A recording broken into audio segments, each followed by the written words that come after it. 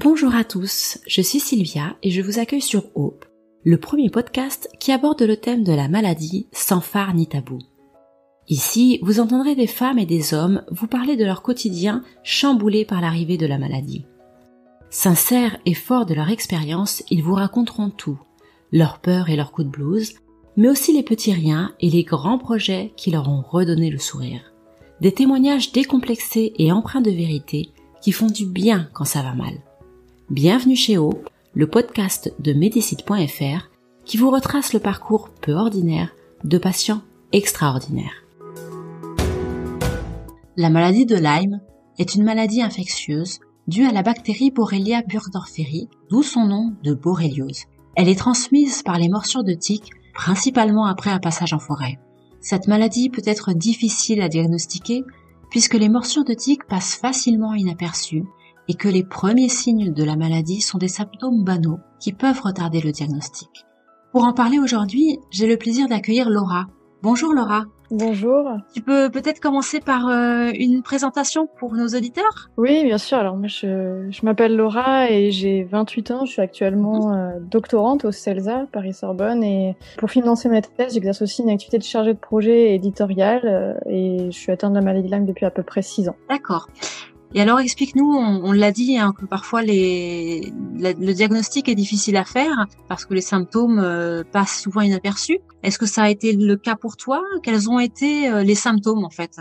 Alors, je sais pas s'ils sont passés inaperçus pour moi, mais en tout cas, je sais que les premiers symptômes qui ont été vraiment visibles, au-delà peut-être des symptômes grippaux, en fait, j'ai perdu la sensibilité dans mon pouce droit. D'accord. Et en fait, à l'époque, je faisais de la boxe française. J'étais une grande sportive peut-être pas, mais du moins j'étais sportive. Et je m'en inquiétais pas trop parce que je me disais bon, bah c'est pas grave, je me suis pris un sale coup à la boxe.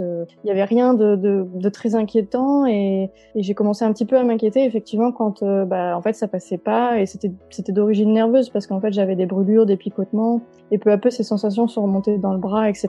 Et c'est là où j'ai commencé à m'inquiéter, j'ai consulté, etc.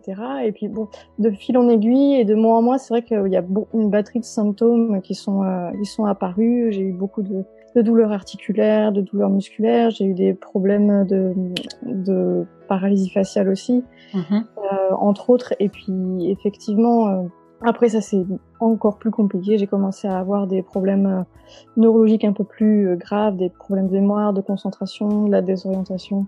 Mais en tout cas, voilà, schématiquement, c'est vrai qu'on a coutume de dire que la maladie de Lyme passe par 3 stades, et dans mon cas, ça a été vrai. J'ai quand même assez bien ressenti les 3 stades de l'infection.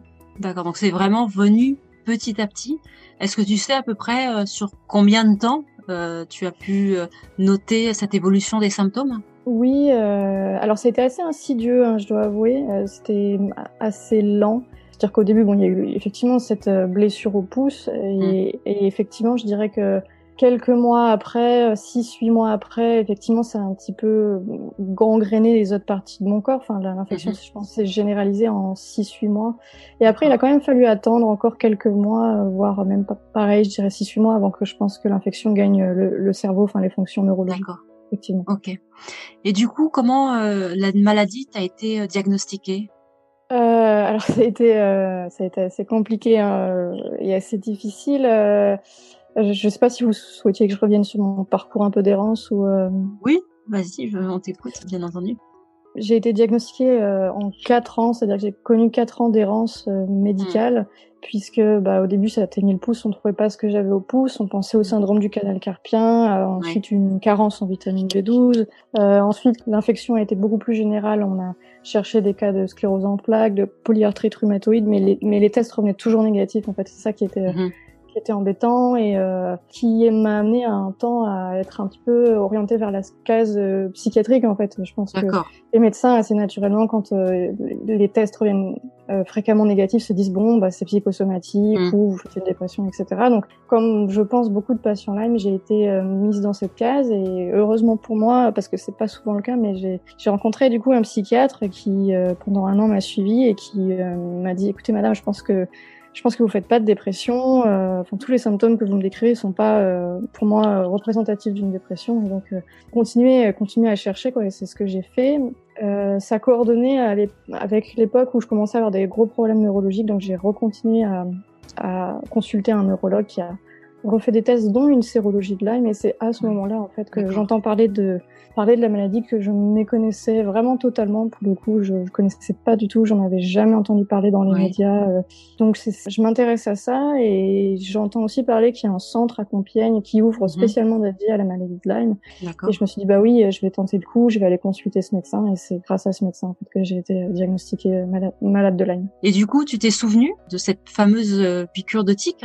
Eh ben oui, alors franchement ça a pris du temps, mais c'est mon père en fait qui quand le médecin m'a diagnostiqué, m'a dit mais oui, je me souviens, effectivement tu te souviens pas, t'as été piqué dans le Jura, on partait en forêt, et c'est vrai que j'avais fait une balade avec mon père en forêt, et ça concordait à peu près, alors on n'est pas au mois près, hein, mais à l'année où effectivement mes symptômes ont démarré. Je pense que du coup j'ai été piquée en juillet 2014, et mes symptômes sont apparus quelques mois après cette piqûre. Du coup, comment est-ce que tu as vécu alors c'est vrai que 4 ans, c'est long, on l'a dit, hein, c'est une maladie qui est difficilement détectable à cause des symptômes. Comment est-ce que tu as vécu l'annonce de ta maladie?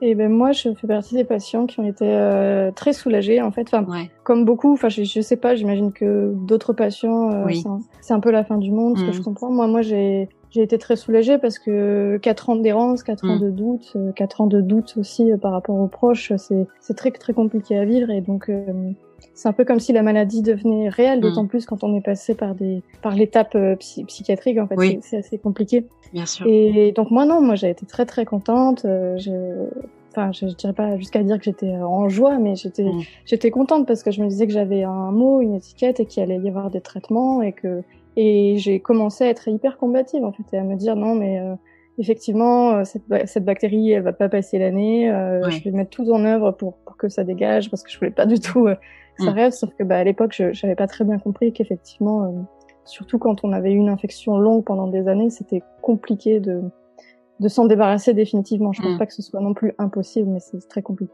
Et je comprends effectivement le fait que, comme on t'avait dit que c'était un problème peut-être psychiatrique, enfin tu montrais que non, ça n'avait vraiment strictement rien à voir, mais qu'il y avait une vraie maladie derrière les symptômes que tu avais. C'était pas de la comédie. C'est ça, parce que ce qui est difficile avec le psychiatrique, c'est qu'on pense que c'est irréel, ou on déréalise la maladie, alors que je pense qu'effectivement, psychosomatique, ça veut pas dire que ça n'existe pas. Je pense que ça veut dire que c'est le psychisme qui envoie des mots corporels, mais c'est vrai que quand on est patient et quand on vit ça, on a tendance à se dire, en fait, le médecin me dit que ce que je vis, ça n'existe pas, en fait, donc c'est compliqué. Du coup, comment cela a impacté ton quotidien?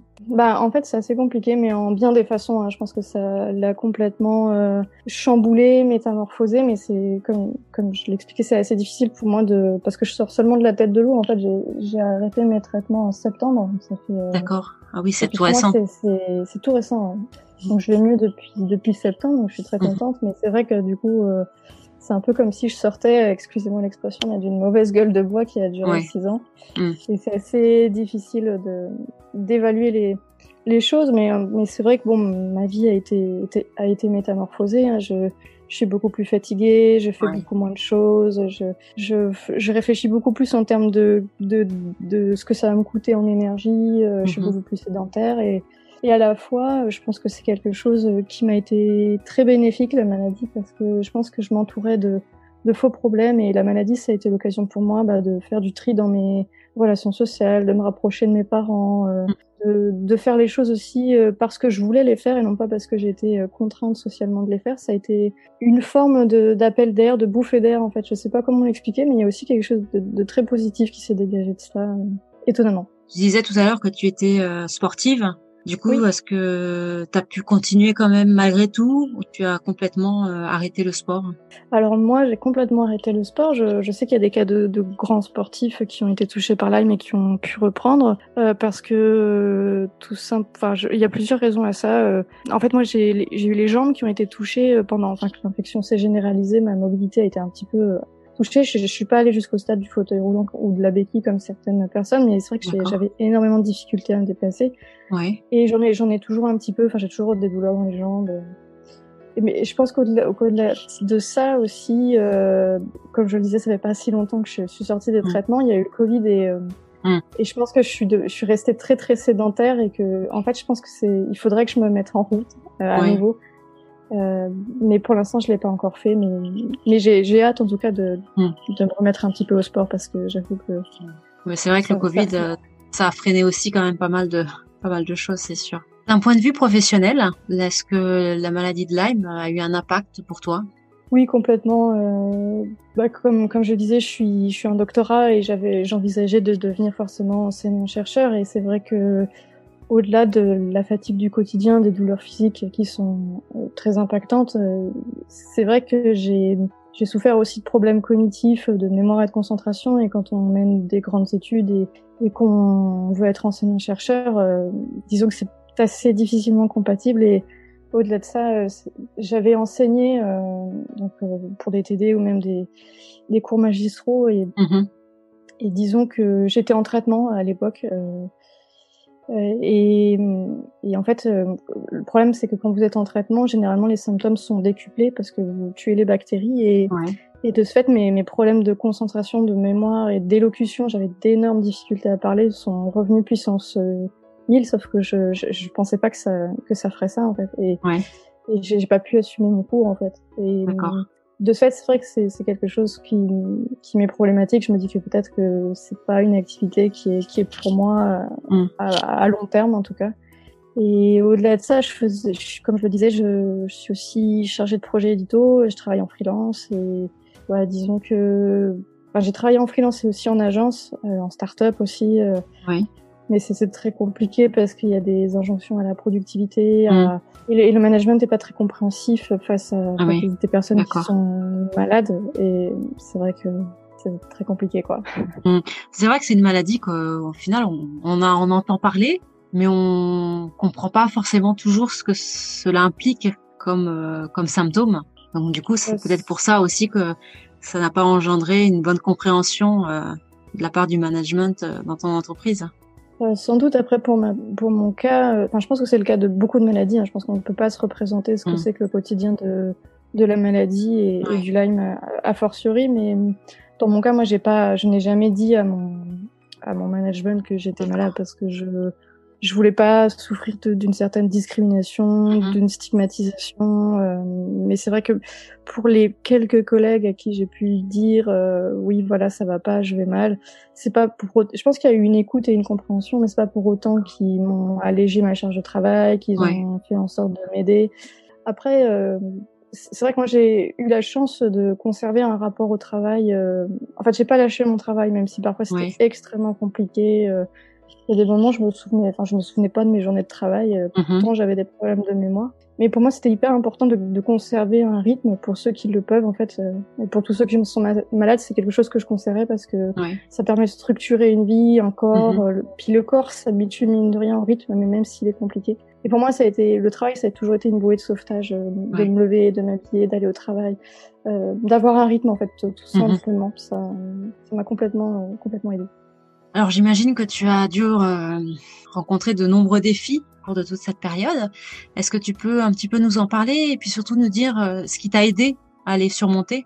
Oui, des défis, c'est pas des grands défis, mais c'est pour moi des petits défis sociaux ou comment se comporter en société. C'est-à-dire que ça a été très difficile pour moi de faire face à l'incompréhension des autres, aux doutes, et si bien que j'en venais à douter de moi-même, de ce que je vivais, si c'était réel. Et je pense que le grand défi qui a été le mien et que j'ai résolu, c'était de surtout pas baisser les bras et de continuer à avancer et chercher soi-même son propre diagnostic. C'est quelque chose de très difficile, mais que j'ai réussi. Et en cela, je pense que je suis plutôt fière de moi. Je pense avoir été aussi assez courageuse, parce que j'ai oublié de le dire, mais c'est vrai que en fait, on pense que quand on a la maladie de Lyme, il suffit de prendre des antibiotiques et ça va aller. Et en fait, on se rend pas bien compte à quel point prendre des antibiotiques, ça peut être très douloureux, parce que ou des antiparasitaires, des antifongiques, parce que ça crée chez les malades de Lyme une réaction qu'on appelle la réaction Jarmisch-Alzheimer, enfin une réaction HERS, et qui sont en fait une façon de décupler les symptômes, puisque en fait les bactéries meurent et créent des toxines, des endotoxines. Et ce qui fait qu'en fait, ça crée une réaction inflammatoire, un peu comme le Covid, les cytokines, etc. Ça crée une réaction inflammatoire qui fait que, en fait, les symptômes, sur un court laps de temps, sont décuplés, donc on a beaucoup plus mal, on est beaucoup plus fatigué. D'accord. Et en soi, psychologiquement, c'est assez difficile parce qu'on se dit, en fait, il faut que je me torture un petit peu pour aller mieux. C'est pas hyper évident, et en ça, je pense que c'est un grand défi et je l'ai surmonté aussi. Oui, parce qu'en plus, en général, quand on prend un traitement, on s'attend à aller mieux. C'est ça. Et donc, c'est ce qui aide à continuer sur cette contrainte. Alors que là, en fait, tu as la contrainte de prendre un traitement, mais sans forcément aller mieux dans l'immédiat, quoi. Donc, oui, après, encore une fois, c'est le cas aussi, je pense, des gens qui ont le cancer et qui prennent de la chimiothérapie. Je suis pas la seule dans ce cas-là, mais c'est vrai qu'on a un espoir de se dire, je vais guérir et il y a une grande déception, quoi. Au début, on comprend pas très bien. On se dit même que, mais ça tombe, le diagnostic, ils se sont trompés, c'est pas du tout ça, ça peut pas être ça. Et en fait, c'est assez normal et assez naturel et, on sait aussi, je vais pas rentrer dans des débats très scientifiques, mais que la bactérie est cousine de la syphilis, que la syphilis avait aussi ce genre de réaction quand on prenait des antibiotiques. C'est d'autant plus compliqué, j'imagine, que quand on y réfléchit, c'est une maladie dont le diagnostic a été fait tardivement, alors que s'il avait été fait tout de suite, ça aurait été un mauvais moment d'antibiotiques à prendre et puis après c'était fini. Oui, je pense que effectivement, dans l'annonce de ma maladie, comme je disais, j'étais très contente, mais j'étais très naïve parce que j'avais pas compris, je pensais vraiment que c'était quelque chose que je prendrais, un mois d'antibiotiques et tout serait terminé. Et en fait, c'est après que j'ai été très en colère quand j'ai compris que, en fait, il faudrait pas un protocole, mais peut-être 2, 3, 4, 5. Et puis après, peut-être, la phytothérapie à vie, et effectivement, j'ai été très en colère parce que je me disais, mon Dieu, mais en fait, si j'avais été un tout petit peu mieux écoutée, un tout petit peu mieux diagnostiquée, tout simplement, effectivement, il aurait fallu quelques semaines d'antibiotiques et j'aurais pu recommencer ma vie. Après, dans mon cas et dans beaucoup de cas, c'est compliqué parce que j'ai pas eu d'érythème migrant. C'est le cas de beaucoup de gens qui ont la maladie de Lyme.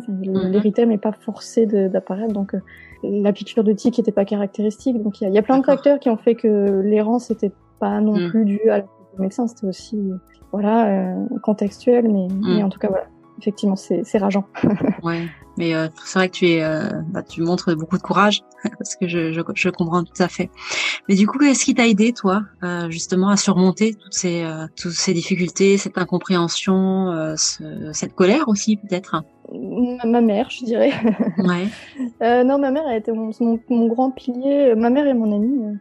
Mon grand pilier parce que c'est l'une des personnes qui m'a toujours cru en fait. Ce sont les deux personnes qui m'ont toujours cru en dépit de tout et je pense que ça m'a vraiment vraiment aidée. Après j'ai eu des chats. Non, je dis ça parce que ils m'ont vraiment beaucoup aidée. J'ai eu mes chats il y a 2 ans au moment où je commençais les traitements et je pense que ça m'a vraiment vraiment aidée d'avoir des chats. On se rend pas compte du pouvoir des animaux. Même antidouleur, je dirais, des animaux. On connaît leurs vertus pour la dépression, mais je pense qu'il y aurait peut-être des études à faire sur le côté antidouleur parce que vraiment, j'ai commencé à mesurer le fait que j'avais moins mal grâce à mes chats et bien sûr, j'ai écouté beaucoup de musique, ce qui m'a beaucoup aidée. Et au-delà de ça, alors moi, je suis pas quelqu'un qui fréquente beaucoup les forums d'ordinaire. Je parle pas, je commande pas, mais le forum de l'association France Lyme m'a beaucoup aidée. Surtout au début, quand j'avais mes premiers traitements, je comprenais pas pourquoi je me mettais à aller si mal. Et donc, en fait, j'ai beaucoup lu grâce à ce forum de choses et d'autres. Après, je pense qu'il y a à boire et à manger, il faut en prendre et en laisser, mais disons que ça m'a aidé à comprendre ce qui se passait pour moi. Tu n'avais pas eu toutes ces explications par le corps médical sur les effets secondaires de tes traitements? Eh ben non. Non, mon interniste est quelqu'un de très bien, mais il est un peu taiseux. Il est très à l'écoute aussi, mais c'est vrai qu'il m'a pas forcément expliqué que ça se passerait comme ça. Après, il m'avait demandé de compléter des petits tableaux d'évaluation de la douleur, etc.